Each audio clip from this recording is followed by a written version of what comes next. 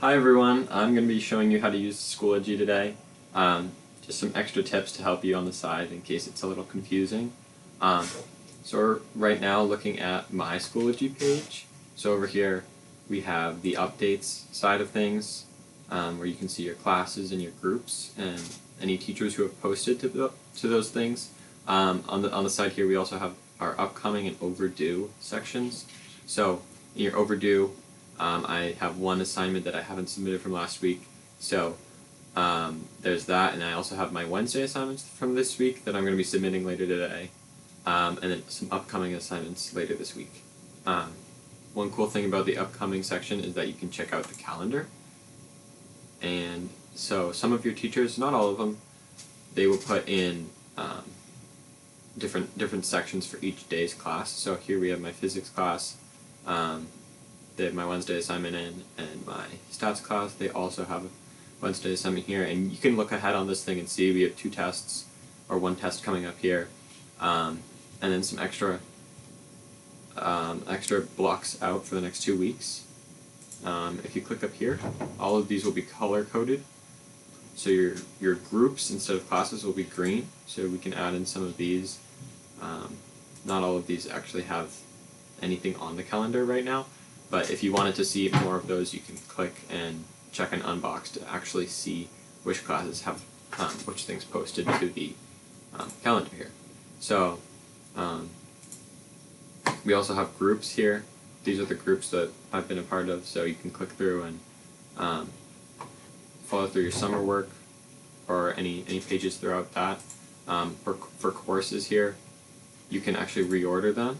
So if we go into reorder courses here, I have them ordered by the period of my class. So I have period 1, period 2, period 3, period 4, period 5, period 6. So it just goes through them. I think that's easier to go about your day like that. You can check that right in the courses along here. Also, another thing important on Schoology, it's important to make sure that everything that you finish up actually gets fully submitted. So if we're submitting something over here, submit assignment, make sure that when you submit something from your files here, it actually shows up in this little box here and then has a green line, and then you can hit submit, and that will actually ensure that the assignment shows up in your submissions.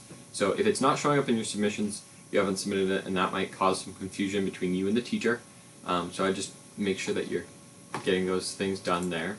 Often that happens when you're in another tab and you forget that you actually never submitted it despite finishing the assignment. So make sure that that is completed up. Also, another tricky tip here to open up folders is that you can use these little drop-down arrows, and then you can have easier access to these little pieces within the folders.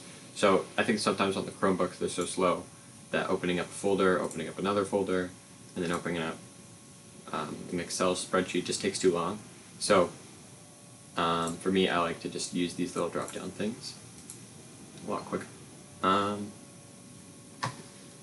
one last thing that teachers sometimes do is you'll have a little different looking Schoology page where they have the assignment document within Schoology. So in this case we have you have to hit edit there, and then it will have the actual assignment to take place here. So this is a government assignment that I have to do today. And you can edit in here, and once you're done with that, you can go over here and hit submit assignment. So make sure you click that button, or else your teacher won't actually see it. But I think that is it for Schoology tips. Hopefully that was helpful. And contact the DSU if you need any more help with Schoology.